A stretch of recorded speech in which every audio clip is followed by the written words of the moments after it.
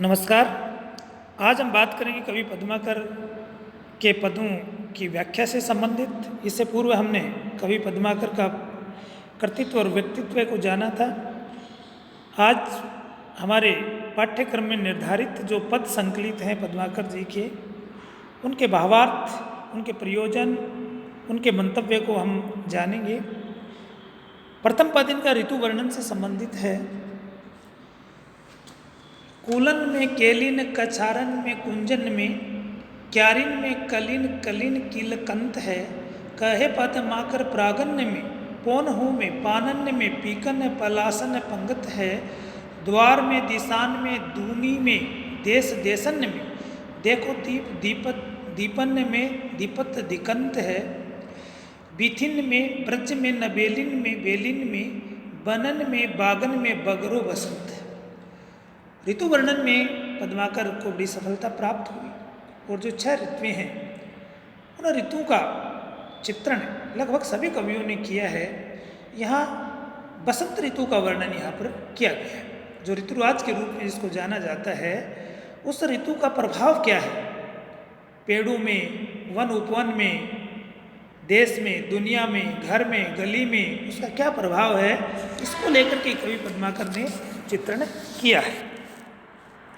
कवि पद्माकर कहते हैं कि कूलन में केलिन कछारन में कुंजन, कि बसंत ऋतु की जो प्राकृतिक जो सुषमा है, जो शोभा है, अद्भुत प्रकार का जो मनोरम दृश्य है, उसको इंगित करते हुए कहते हैं कि यमुना नदी जो है उसके तटों पर, कूलन में किनारों पे केलिन जो कुंज हैं उनमें, कछारन में जो कछार हैं उनमें, कुंजन में पेड़ों के झुरमुटों में, क्यारिन में कलिन कलिन किलकंत है, और कली कली में क्यारियों में बसंत ऋतु किलकारी मार रहा है। अर्थात जो यमुना के तट पर जो पशु पक्षी हैं, प्राणी हैं, एकांत में क्रीड़ाएं कर रहे हैं, कछारों में, वन उपवन में, कुंजों में, फूलों की क्यारियों में, सुंदर कलियों में बसंत क्या कर रहा है, किलकारी भर रहा है।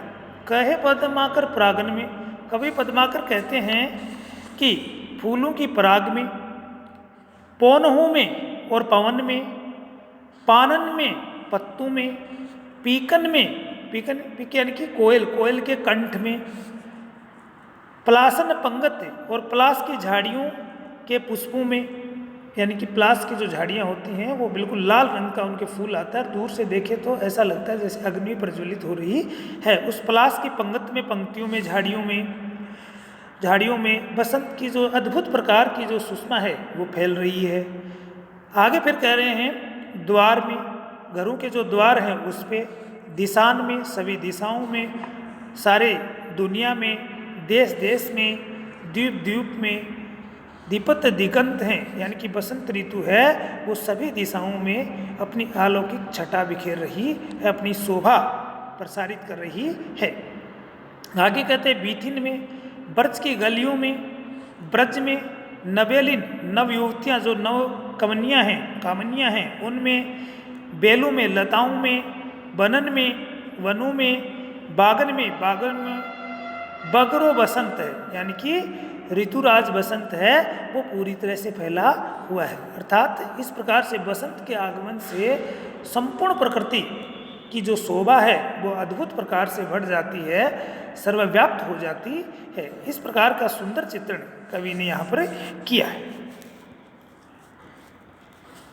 आगे इस बात को बढ़ाते हुए कहते हैं औरे भांति कुंजन में गुंजरत भोर भीर, औरे झोरे झोरन में बोरन के हावे गए।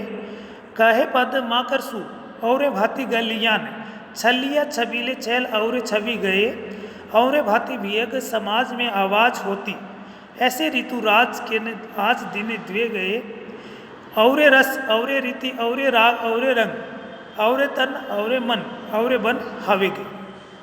अब आगे बढ़ते हुए कह रहे हैं कि जिस प्रकार से यमुना के तटों पर, कछारों में, वन में, उपवन में, झाड़ी में, कोयल के कंठ में किस प्रकार से बसंत ऋतु का प्रभाव हमें दिखाई दे रहा है, उसी प्रकार से कहते हैं कि जो भ्रमर हैं, जो आम की जो पेड़ हैं, जो गलियां हैं, छैल छबीले नवयुवक हैं, पक्षी समाज है, इन यानी सभी में भी अद्भुत प्रकार का प्रभाव पड़ा हुआ है। उसी का चित्रण करते हुए कवि कहते हैं कि ऋतुराज जो है ओरे भांति कुंजन में गुंजरित भोर भी, कि लता कुंजों में भोरों के जो झुंड हैं वो अब अन्य प्रकार से गुंजार करने लग गए हैं। यानी कि पहले से उनकी गुंजार है वो परिवर्तित हो गई है, क्योंकि बसंत ऋतु आ गई। औरे झोरे झोरन में बोरन के हावे गए, और आम के पेड़ों पर जो मंजरियों के समूह हैं पर भी विचित्र प्रकार के मादक गंध से भर गए हैं, उनमें मंजरियाँ लग गई हैं और उन मंजरियों में अद्भुत प्रकार की सुगंधी आ रही है। कहे पद्माकर सु औरे भांति गलियाँ, और कवि पद्माकर कहते हैं कि गलियों में मस्त प्रकृति के छलिया नायक एक भव्य शोभा और विलास धारण कर रहे हैं, अद्भुत प्रकार के चरित्र से युक्त हो रहे हैं। छलिया छबीले छैल और छवि गए, और वो छलिया छबीले छैल हैं, उनकी छवि है, उनकी शोभा है, वो अद्भुत प्रकार की हो गई है, सुंदर हो गई है, परिवर्तित हो गई है।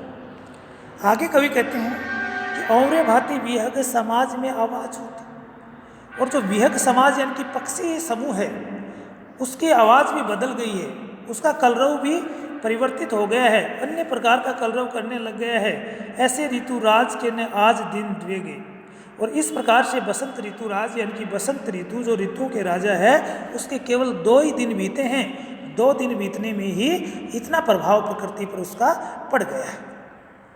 और रस अद्भुत प्रकार का उसके प्रभाव से आनंद रस है, और रीति आचार विचार है, और राग राग विलास है, विलास का भाव है, राग रंग है, और तन भी अद्भुत प्रकार का हो गया है, और मन भी और वन हावेगे, और जो वन है वो भी अद्भुत प्रकार की परिवर्तित हो गए। यानी कि सारे के सारे संपूर्ण जो क्रियाकलाप हैं वो चाहे मानव जीवन से संबंधित हों, वो चाहे पक्षी समाज से संबंधित हों, चाहे पेड़ों के समूह से संबंधित हों, सब में परिवर्तित हो गया है। और इतना जो परिवर्तन है केवल 2 दिन के बसंत ऋतु के प्रभाव से ही हुआ है। इसलिए बसंत ऋतु का श्रृंगारिक चित्रण इसमें पद में किया गया है, जिसमें बड़ा ही सरस और सुंदर चित्रण देखने को मिलता है।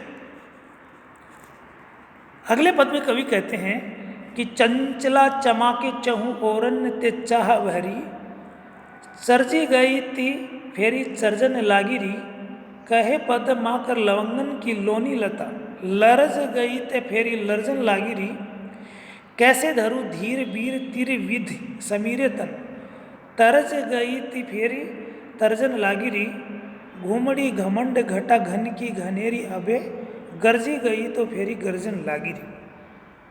अब आगे बढ़ते हुए कविराज कहते हैं कि चंचला चमाके चहु ओरन ते चाह भरी, वर्षा ऋतु का वर्णन करने लगे। बसंत ऋतु के वर्णन के बाद कवि पद्माकर ने वर्षा ऋतु का वर्णन किया है, और वर्षा ऋतु का प्रभाव कैसा प्रकृति पर पड़ता है, जीवन पर पड़ता है, उसका भावमय शब्द चित्र यहाँ पर उपस्थित किया गया है।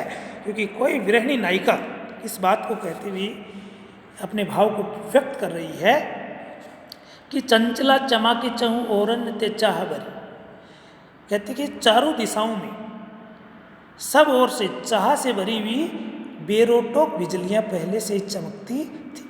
यानी कि चाह से भरी हुई, इच्छा से भरी हुई, चाहना से भरी हुई चंचला यानी कि बिजलियां हैं वो चारों दिशाओं में पहले से चमक रही थी।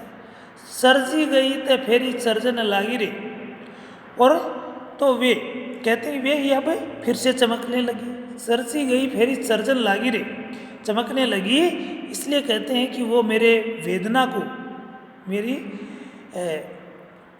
दुख को और भी ज़्यादा बढ़ा रही हैं, और भी ज़्यादा व्यथित कर रही। कहे पद्माकर कहते हैं कि लौंगन की लोनी लता, कि जो लौंग की लावण्यमयी लताएं हैं जो पहले क्या होती थी, कंपायमान होती थी, लर्ज गई तो फिर लर्जन लागी होती थी, वे ही अब फिर कंपायमान होने लगी हैं वर्षा ऋतु के प्रभाव के फलस्वरूप।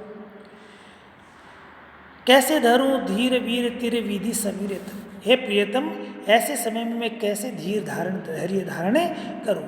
तिर विधि समीरितन, क्योंकि जिस प्रकार से शीतल मंद सुगंधित हवा ने पहले से मेरे शरीर को विचलित और रोमांचित कर दिया था, वही अब तीनों प्रकार की हवा अब फिर से मेरे शरीर को चलायमान कर रही है। तरज गई तो फेरी तरजन लागी रे। इसलिए मेरा जो मन है वो पहले से ही जो व्यथित था, चलायमान हो रहा था, चंचल हो रहा था, इस वर्षा ऋतु की पावन और ठंडी और शीतल समीर ने मेरे मन को और भी ज़्यादा चंचल कर दिया है, चलायमान कर दिया है। घूमड़ी गवंड घटा घन की घनेरी अबे गरजी गई तो फेरी गर्जन लागी। घूमड़ी घवंड घटा घन की यानी कि आकाश में छाने वाली जो घटाएं हैं वो अभिमान से भर कर के घमंड से भर कर के घनेर यानी कि अत्यधिक घुमड़ने लग गई हैं, उमड़ घुमड़ करने लग गई हैं और उमड़ घुमड़ करके वो गर्जना करके चली, गर्जी गई थी, गर्जना करके चली तो गई, फेरी गर्जन लागी रे, दोबारा से लौट करके गर्जने लगी हैं और मेरी वेदना को अत्यधिक बढ़ा रही हैं। इसमें कवि ने प्रकृति का उद्दीपन पर सुंदर चित्रण किया है और वियोग की अवस्था में जो प्रकृति के जो सौम्य वातावरण है वो वियोग को बढ़ाने वाला लगता है और संयोग की अवस्था में संयोग को उद्दीप्त करने वाला लगता है। इसलिए वियोग को उद्दीप्त करने वाले स्थिति का चित्रण यहाँ पर कवि के द्वारा किया गया है। आगे कवि कहते हैं, आयो हो खेलन फाग यहाँ वर्ष भानुपुरी में सखी संग लीने, त्यों पदमा कर गावती गीत रिझावती हाव बताए नवीने, कंचन की पिचकी करी में लिए केसरी के रंग सो अंग भीने, छोटी सी छाती छूटी अल के अति बस की छोटी बड़ी पर भीने। अब कवि कहने लगे हैं कि श्रृंगार विलास का सुंदर चित्रण यहाँ पर कवि ने किया है और राधा के रूप सौंदर्य का चित्रण इसमें देखने को मिलता। राधा का फाग खेलना और खेलने के लिए आना, उसका यहाँ पर सुंदर चित्रण किया गया है। कहते हैं कवि कि आई हो खेलन फाग यहाँ वर्ष भानुपुरी में सखी संग ली, कि यहाँ गोकुल में अपने पिता वर्ष भानु की नगरी से अपनी सहेलियों को साथ लेकर के मैं होली खेलने के लिए आई हूँ यानी कि मैं आई हूँ खेलन फाग यहाँ वर्ष भानुपुरी, मेरे पिता की वर्ष भानु राजा की जो नगरी है वहाँ से मैं स्पेशल फाग खेलने के लिए, होली खेलने के लिए अपनी सखियों के साथ यहाँ पर आई। तो पद्माकर, और पद्माकर कवि कहते हैं कि राधा और उसकी सखियाँ गावती गीत रिझावती हाव बताई नमीने, कि राधा और उनकी सखियाँ फागोत्सव के अनुसार मधुर गीत गाती हैं और उनकी जो नई नई शारीरिक जो क्रीड़ाएँ हैं, जो श्रृंगार चेष्टाएँ हैं नूतन प्रकार की, वो मन को भाने वाली हैं, सभी को अपनी ओर आकर्षित करती हैं, अद्भुत प्रकार की हैं। कंचन की पिचकी कर लिए, और कहते हैं उनके हाथों में कंचन यानी कि सोने की पिचकारी है। केसरी के रंग सो अंग भीने, और केसर के रंग के समान कांतिमय उसका शरीर जो है वो अंग भीना यानी कि भरा हुआ सुगंध से सना हुआ है। छोटी सी छाती छूटी अल के अति बेस की छोटी बड़ी परवीन, और कहते स्वर्णिम एवं आभा वाला राधा का जो शरीर है वो अत्यधिक आकर्षक और सुंदर है। छोटी सी छाती छूटी अल की, उसकी छाती छोटी सी है और छाती में अभी उभार नहीं है, और अलके अति बेस की छोटी बड़ी, और जो बाल हैं छोटे छोटे जो बाल हैं वो बिखरे हुए हैं। बेस की छोटी, वो आयु की अभी बहुत छोटी है, बड़ी परवीने, लेकिन उसके बावजूद भी बड़ी चतुर है, बड़ी चालाक है। कवि ने इस प्रकार से अद्भुत सौंदर्य का चित्रण किया है राधा, और राधा की जो श्रृंगार विलास की जो भावना है वहाँ पर उसका चित्रण हुआ है। अगले पद में कवि कहते हैं कि सीज ब्रज चंद पे चलियो मुख चंद जाको, चंद चांदनी को मुख मंद सो करत जात, कहे पदमा करत्यो सहज सुगंध ही के, पुंज बन कुंजन में कंज से भरत जात, धरत जहाँ ये जहाँ पग है प्यारी तहाँ, मंजुल मजीठ ही के माठ के ढरत जात, बारन ते हीरा सेत सारी कि किनारन ते, हारन ते मुक्ता हजारन झरत जात। अभी कहने लगे कि सेज ब्रजचंद, यहाँ पे कवि पद्माकर ने सौंदर्य का चित्रण किया है और नायिका या राधा के रूप सौंदर्य को अनुपम बताया। कवि कहते हैं कि सेज ब्रज चंद पे चलियो मुख चंद जाको, चंद चांदनी को मुख मंद सो करत जात। कहते हैं कि उस सुंदर राधा ने जब श्री कृष्ण भगवान के पास जाने का जो उपक्रम किया, प्रयास किया या चली गई, तो उस समय उसका मुख रूपी जो चंद्रमा है, मुख चंद है, मुख रूपी जो चंद्रमा है, चंद्रमा की चांदनी की कांति को भी फीका कर रहा है। चंद चांदनी को मुख मंद सो करत जान, चंद्रमा की चांदनी का भी उसके मुख की जो आभा है, जो कांति है, वो फीका कर देती है, मंद कर देती है। कहे पद्मा करती सहज सुगंध ही क्यों। कवि पद्माकर कहते हैं उनके शरीर के स्वाभाविक सुगंध की राशि से ही पुंज वन कुंजन में कंज से भरत जात। जो पेड़ों का जो समूह है, जो वन कुंज हैं, उनमें कुंजों में जैसे कमल भरते जा, कंज से यानी कि कमल से भरते जा रहे हैं, यानी कि शरीर की स्वाभाविक जो सुगंध है वो इस प्रकार की है कि जैसे वन उपवन में कमल को भर दिया गया है। धरत जहाँ ही जहाँ पग है प्यारी कहाँ, मंजूल मछीट ही के माठ के ढरत है। कि धरत जहाँ ही जग, कि जहाँ जहाँ वो प्यारी राधा अपने कदम रखती है, अपने पैर रखती है, कहते हैं कि मंजुल यानी कि सुंदर, मचीट ही के माठ के ढरत जाते, कि मचीट के घड़े मानो ढुलक जाते हैं।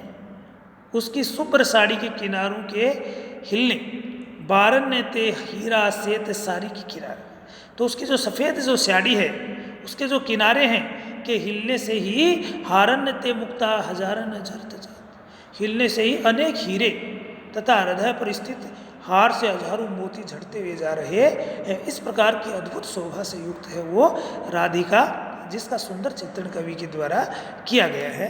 धन्यवाद।